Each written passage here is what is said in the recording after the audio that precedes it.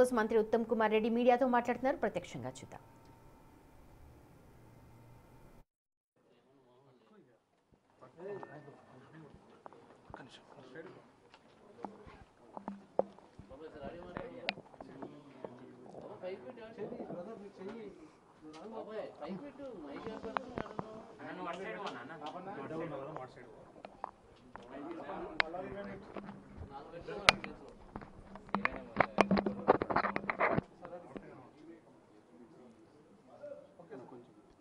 ఈరోజు ఇరిగేషన్ శాఖలో చాలా అంశాలపై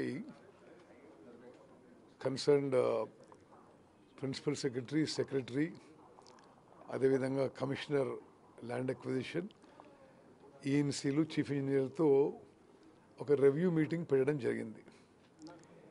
ఈ రివ్యూ మీటింగ్లో ప్రధానంగా మరి వచ్చే 3 ఏళ్లలో ప్రయారిటీ ప్రాజెక్ట్స్ అని లిస్ట్ అవుట్ చేసుకొని ఈ ప్రయారిటీ ప్రాజెక్ట్స్ ఏ విధంగా పూర్తి చేయాలి, ఒక షెడ్యూల్ తయారు చేసుకోవాలి. మరి ఆ ప్రయారిటీ ప్రాజెక్ట్స్లో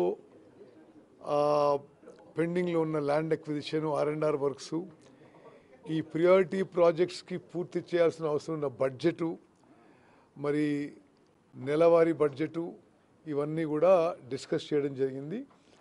ఒక ప్రాపర్ ప్రణాళికతో మేము క్యాబినెట్ ముందుకు పోయి మరి ఈ 2 ఏళ్లలో ఇంత ఖర్చు అయింది, ఈ మిగిలిన 3 ఏళ్లలో ఎంత బడ్జెట్ అవసరము, ఏ విధంగా ఏ ప్రాజెక్ట్కి ఎంత అవసరమని ఒక ప్లాన్ చేసుకోవడానికి ఈరోజు రివ్యూ మీటింగ్ చేసుకోవడం జరిగింది. అదేవిధంగా సుప్రీంకోర్టు ఈ మధ్యలో ఎన్వైరన్మెంట్ క్లియరెన్సెస్ ఇరిగేషన్ ప్రాజెక్ట్స్ కొన్ని సుప్రీంకోర్టులో పెండింగ్ ఉండే. సుప్రీంకోర్టు ఒక చారిత్రాత్మక తీర్పు ఇచ్చి ఈ పెండింగ్లో ఉన్న ఎన్వైరన్మెంట్ క్లియరెన్సెస్ అన్నీ కూడా కేంద్ర ప్రభుత్వం ఇప్పుడు ఆ ప్రొసీజర్ మరి తిరిగి ప్రారంభించుకోవడానికి సుప్రీంకోర్టు అనుమతి ఇచ్చింది.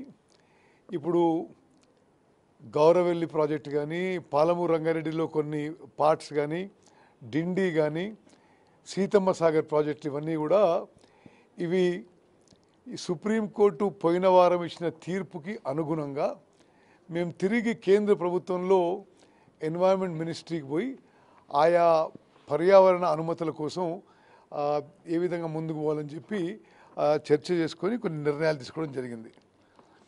అదేవిధంగా సమ్మక్క సారక్క ప్రాజెక్టుకి సిడబ్ల్యూసి క్లియరెన్స్ తుది దిశకి చేరింది. ఆ విషయంలో కూడా మరి చర్చ జరిగి ఏ విధంగా మరి సిడబ్ల్యూసికి కొన్ని మిగిలిపోయిన డాక్యుమెంట్స్ సబ్మిట్ చేయడం అని కూడా మాట్లాడడం జరిగింది.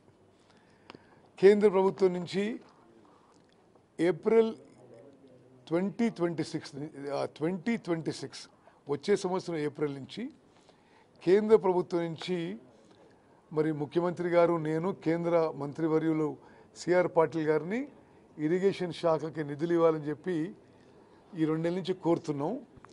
వచ్చే ఏప్రిల్ నుంచి ఇస్తామని చెప్పిండ్రు. ఏ ప్రాజెక్ట్స్కి కేంద్ర ప్రభుత్వం నుంచి నిధులు కోరాలి, మరి ఆ ఇన్వెస్ట్మెంట్ క్లియరెన్సెస్ ఆ విషయంలో ఏ విధంగా ముందుకు పోవాలని చెప్పి మేము డిస్కషన్ చేసి కొంత ఏదో ఒక ప్లాన్ ఆఫ్ యాక్షన్ ఫైనలైజ్ చేసుకున్నాం. అదేవిధంగా ఎన్డిఎస్ఏ రిపోర్ట్ ఆధారంగా మేడిగడ్డ, అన్నారం, సుందిల్ల బ్యారేజు రీహాబిలిటేట్ చేయడానికి, పునరుద్ధరించడానికి ఒక సైంటిఫిక్ ప్లాన్తో ఐఐటి చెన్నై వాళ్ళ సహాయంతో ఆ విషయంలో టెస్టింగ్ విషయంలో కానీ, రీహాబిలిటేషన్ విషయంలో కానీ ఆ ప్లాన్ ఆఫ్ యాక్షన్ కూడా ఈరోజు అందరి ఇంజనీర్లతో చర్చించడం జరిగింది. మరి చివరిగా తుమ్మడిగట్టి ప్రాజెక్టు మరి ఆ హైట్ విషయంలో